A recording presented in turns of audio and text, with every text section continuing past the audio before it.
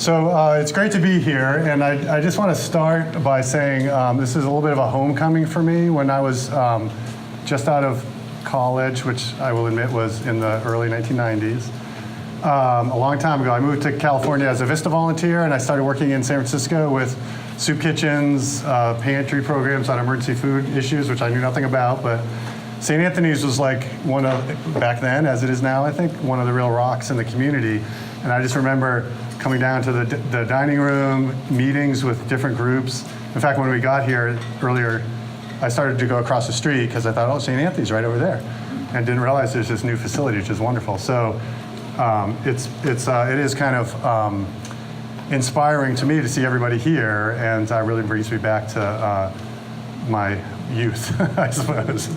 So I'm also happy to be here because this is a really critical issue, and I'm just going to spend a few minutes kind of sharing basic information and talking a little bit about what other states have done, especially how other states or counties have worked with community groups to implement this rule that affects some of the most vulnerable folks who are on SNAP or CalFresh.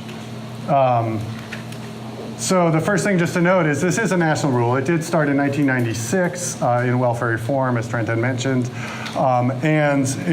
many states have been grappling with it for a while. California has been able to waive the rule.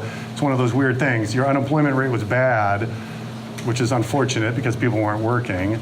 It's good in the sense that people can maintain access to CalFresh while they're not working.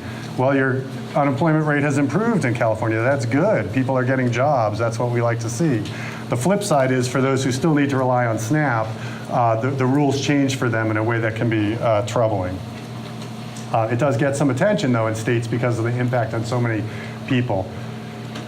So I'll tell you what the rule is very briefly, and I think that there'll be more discussion of the details, and the details are really important because I think if I had one lesson to leave with you, it's this rule applies to certain people, but it doesn't apply to others. And figuring out who is subject to the rule and who's not is just a really critical thing. If a state or a county, the CalFresh agency or the SNAP agency gets that wrong, then somebody who could be getting SNAP benefits because they need help putting food on the table might get cut off of SNAP or CalFresh. So sorting those people it's complicated and difficult, and I think California has been really working hard, and San Francisco has been really working hard to get ready for that. But it's very, very important because the consequences to somebody, if they're in the wrong bucket, eligible or not eligible, can be pretty severe. So, whoops, I skipped over actually walking through it. So this is a time limit that applies to, in the SNAP lingo world, ABODs, which stands for able-bodied adults without dependents. It's not a snappy title, but it's the category of people. Able-bodied, sort of considered able to work. No kids who are adults and not working are subject to this rule. They're limited to 3 months of benefits in a 3-year period. Again, I'll skip some of these details, but that's already a complicated thing, right? Somebody goes to apply for CalFresh, they're not going to necessarily be thinking of which months they are. Maybe they got CalFresh a year ago when they had lost a job. Now they are back looking for help because they lost their job again, or they don't have enough income. They're not going to know how many months they had. They're not going to go what 3-year period you're talking about. It can be very confusing, but it's critical because somebody could be eligible or not eligible depending on where they are in that. So they're limited to 3 months unless they're working at least 20 hours a week, so a half-time job or more, or in a qualifying training activity. And Trent had mentioned that's an important part of this. If you can't find a job on your own for at least 20 hours a week, what can you do to keep your SNAP benefits? Well, one thing you might be able to do is be in a training program or doing a form of workfare that the county offers. And if there's time or interest, I'm sure that can come up for more discussion. Or you could be exempt from the rule. Like I said, some people are subject to it and some aren't, even in the category of these adults who don't have children and aren't working 20 hours a week. Again, I'll rush through this quickly. I think there'll be lots of materials and a chance to dig into some of these details, but just to get a sense of even when you talk about a childless adult, some of those folks will be exempt. The age limit is 18 to 50. If they're living in a household with a child, they're not subject to the rule. It doesn't have to be a parent. It's just somebody who lives in a household with a child. Somebody who's pregnant is exempt. Somebody who's physically or mentally unfit for work. I will talk about that a little bit more because that's one of the critical ways of sorting out people. And it kind of makes sense, right? If you have to work at least 20 hours a week to keep your benefits, well, if you have a physical condition that prevents you from being on your feet and you've only done manual labor your whole life, that's going to really affect your ability to work 20 hours a week. So you might not be fit for work. Similarly, you might have a mental condition that makes it difficult to be able to work or not attractive enough to an employer to be hired for work. And so having to work 20 hours a week is kind of a dead end for you if you cannot find a job. So that's a critical category, and identifying who those people are is something that states have struggled with, to be quite honest, and community groups can help because you might know these people. They might be coming to your programs or you might be working with them. If you're caring for a child or caring for an incapacitated person, you can be exempt from this rule, and that's important because a lot of people, when you actually find out more about their households and their living circumstances, one of the reasons they're not working is because they're taking care of somebody else and they can't commit to a regular schedule or they can't get enough hours in a particular job to be able to meet this kind of a requirement. And so that is an opportunity to make sure that somebody can keep their SNAP benefits. If you're getting unemployment, you can be exempt. That has its own set of work requirements, so if you're complying with those, you're fine. If you're participating in drug or alcohol treatment, then you're also exempt from the rule, and that's important. People struggling with substance abuse disorders might have a really hard time finding work. And so treating that disorder, taking care of that addiction or problem can be really the most important step to actually being able to get a job. So it might make sense to keep them exempt and allow them to keep getting SNAP. And then finally, if you're a student, there's complicated student rules in SNAP, but if somebody's on SNAP and they're going to community college, they can be exempt from the rule. That's very brief. There might be questions, but I just want to move on for the overview. So who are we talking about? I think you might have an idea in your head already about some of the people you work with who might fall in these categories.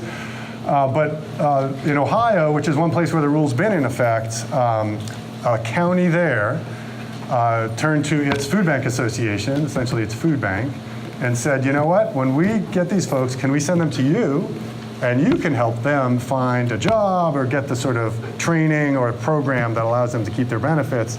The food bank said yes, and what they did is they actually interviewed everybody who came over from the county. And I just want to run through this because it's a snapshot of who these people are, and it also helps when you're thinking about the populations you serve. You'll recognize, I think, some of these challenges that might make it hard for somebody to get a job. 1 in 3 had been working. I want to make sure I get the percentages right. 1 in 3 have been working within the last year. We know for a lot of folks who are very low income and on CalFresh, they work. They just don't work a lot of hours, or they might be in jobs that have intermittent demand for their work, so they might be called or scheduled at the last minute, and they don't know if they're going to be working 20 hours. But keep in mind, somebody who works 18 hours a week for a month did not meet that rule. Even though that's probably as many hours as they could get, and even though they probably would have taken another shift, another 7 hours if they could have. It's not their fault they were unable to do it, but they didn't reach that threshold. So that's a population that a lot of people would like to try to make sure they can keep their SNAP benefits if they need them. About 20% are at-risk young adults, maybe coming out of juvenile justice or aging out of foster care.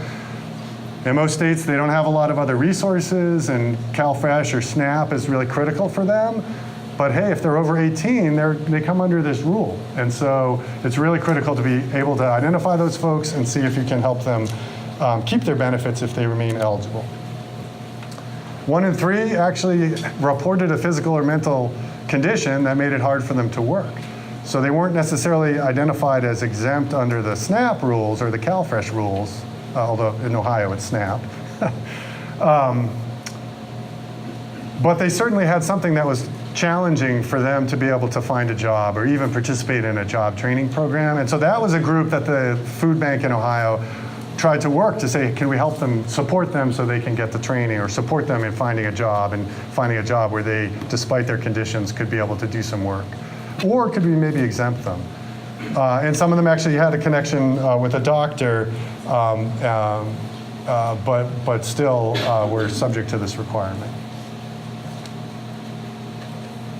1 in 3 had a felony conviction. That can be a real barrier to employment. And again, you're still subject to the rule. So the question is, are there ways to connect to community providers who can support those folks? Are there types of job training or workfare that can allow people to get the hours they need to stay eligible? 30% had no high school diploma. Many were functionally illiterate. That means a couple of things. It could mean it's hard to find a job if those skills are required for the job. It also means that they may have a hard time understanding what this rule is, right? Because if they have a hard time reading, it's a complicated rule. I just skimmed the surface of it. And being able to communicate clearly and consistently with that population especially is really critical. And I know in San Francisco with so many different languages, that's going to be an important role for the county, but also for community partners who are often connected to those communities in a way. Some didn't have email, so that can make it hard to communicate. And only 4 in 10 had a driver's license. In Ohio, a driver's license was pretty much required to be able to get around. Public transit's not like it is here, but it's the same kind of barriers. Public transit costs money. People may not have money to be able to afford to get across town to a job or to a training position. So very briefly, this just shows you this year areas that are waived from this rule and areas that are not. During the recession, that was pretty much blue across the board, right? The rule was not in effect across the nation when unemployment was so high. Right now you're looking though at the fact that the rule is in effect most places. Your neighbors in Nevada also have a statewide waiver of the rule, but they're in the same position you are. There's a few counties where they're going to have to implement the rule as well. So what do we know? What happens when the rule comes back into effect? Well, here's 2 states where you can see these drops. This is participation, number of people on SNAP over time. And we just looked at 3 months after this rule came into effect. Remember, you get 3 months and 3 years. So 3 months after the rule came into effect and months started to count, you see these drops in participation. So that's actually a very typical story. People lose their benefits. They're off of SNAP or CalFresh. And they may or may not ever come back, right? You don't know what happens to them in many cases. You as community providers might know, because you might see them showing up needing food. You may have them come up saying they're more desperate because they can't make ends meet anymore because the $120 whatever of SNAP that they got really helped them balance or make their ends almost meet. So without that, they're really in desperate conditions. And we've heard from a lot of community groups that they see these folks. They do show up and they need either a lot of help with their food or they need help with something else that SNAP was allowing them to spend their limited dollars on. So our hope, of course, is in San Francisco and in California, this is the smallest possible drop, right? Some people probably will lose benefits, but let's make sure it's only folks who really were subject to the rule and only folks for whom there was no real way to connect them to services or other ways of meeting the requirement. So a few experiences from other states. Screening individuals is really critical. That's an agency responsibility. I know San Francisco's been working very hard to make sure that they're able to do that kind of screening. And I'll mention a little bit how that relates to kind of community groups. But it is a hard rule and it's hard to implement, partly because people's lives change. Everybody's lives change, but certainly some folks who are struggling to have stable housing and struggling to put food on the table, small changes in their circumstances can have huge impacts on their lives. And so that happens for this population all the time, every month, and every month can count for them in a way now for CalFresh that it hasn't in the past. So that stress and that change in circumstances can be really critical. Notices and forms can be confusing. I think California, again, and the county are working hard to make them clear, but as community providers, you should certainly be reading what they're putting out and looking and saying, is this a clear message? Is this something somebody can understand from the folks I serve? Is it something that they're going to be able to understand and know what to do? Because now the individuals are going to have sort of more responsibility in order to keep their benefits. It can be hard to reach. Verification, in other words, proving that they meet the requirement or that they're exempt, is going to be more of a responsibility of the individuals. And as community partners, again, you can help them understand. You need to submit every month that you're doing the workfare hours or you're in the job training program. And that's a critical role and kind of a shift from the way CalFresh typically operates. Who needs to know? Who can help? So this is a little bit of how community groups, and I'm just sharing some examples from states. I have plenty of examples from states where nothing happened on the community side because the state didn't really tell them there's a change in SNAP. I mean, there's no responsibility for the state to say this is happening. And so I applaud California and I applaud San Francisco for saying it's important to tell the rest of their community that this change is happening. But, and in some cases what happened is community groups started seeing people. There's a group in Maine that's a little bit similar to St. Anthony's called Preble Street in Portland, Maine, the biggest city in Maine. They saw a lot of people show up at their food programs and they didn't know why, and so they asked, and they showed them their termination notices. They didn't even know why they had lost their SNAP benefits. And that got them to ask the state what's going on, and then they realized the time limit had started, their waiver had ended, the time limit had started, and they had to basically reinvent the wheel to make sure that individuals knew that this change had happened. So coordinating with the county, you guys are here, you're doing some of that, so that's a huge first step. And again, I appreciate you taking the time to learn about this and to get ready. Some states, community groups have been great training application assisters. Those are the folks like at food banks and other community partners who help people apply for CalFresh. In many cases, they are the people that somebody applying for CalFresh thinks is the agency, right? It's like you're the one who helped me get the application in. So when I have a question, I turn to you. I don't necessarily call the number at the bottom of the form that I can barely read. I turn to the person I talked to or the person I saw at the pantry or whatever. So getting folks up to speed, as you're doing now, and sharing that information is critical. A couple of states have done a great job working with health professionals. I think the idea here is reaching untraditional partners.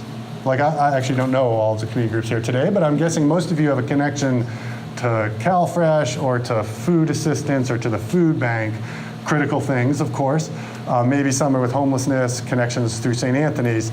These folks went out and said, you know what? Actually, this was a state that expanded Medicaid, so a lot of childless adults were eligible for Medicaid, were on Medicaid. And so they started to reach out to the health entities that were serving those folks and said, can you talk to them?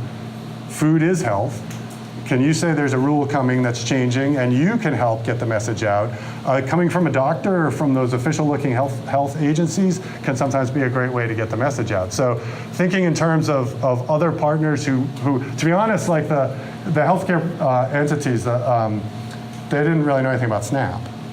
They said, oh, I didn't know there's rules coming. I don't even know really how SNAP works. So it took some education, but I'll show you an example where they actually, from the health provider, they sent out something saying, your nutrition's important.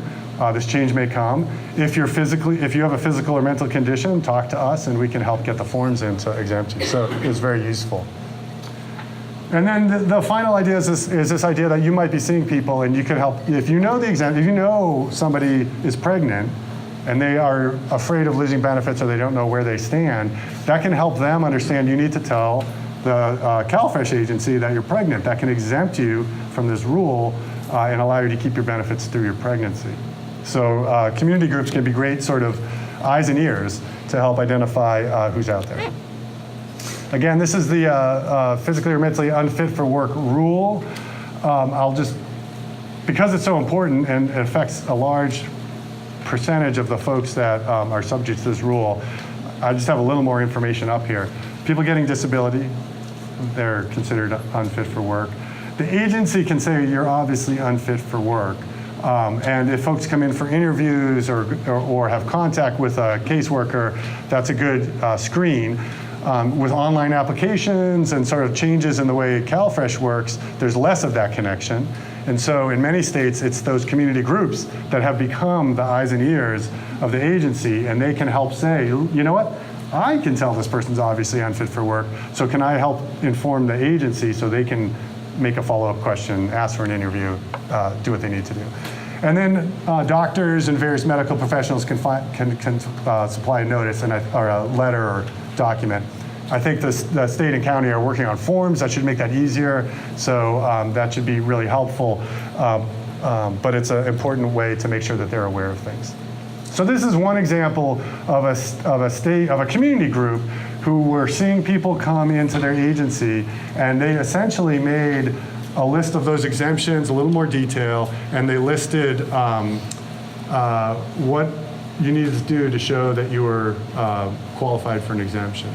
So I just want to flag, I know that the agency is working hard to get forms out that provides this information, and it's really critical to make sure you have this correct, right? If you have the rule wrong and you're telling your clients and the folks that you serve something that's incorrect, it creates a little bit of a problem. This is from I won't name the state. This is from a state where the agency was not doing that. So they created the form. I would urge you to work closely with the county to say, do you have a form? Can we help with that? Or even suggestions on what you think might be a useful way to get the message out to the people you serve. And here's the example of something that went out. This was Massachusetts, so it's Celtic Care Health. So this is the medical organization sending out information to say, look, we know you fit this category of 18 to 50, and so you doctors and medical professionals, you should be aware of the rule and helpful when somebody comes in with a state form that needs to be filled out. So thank you again for your interest and dedication, because it really makes a difference for a lot of folks.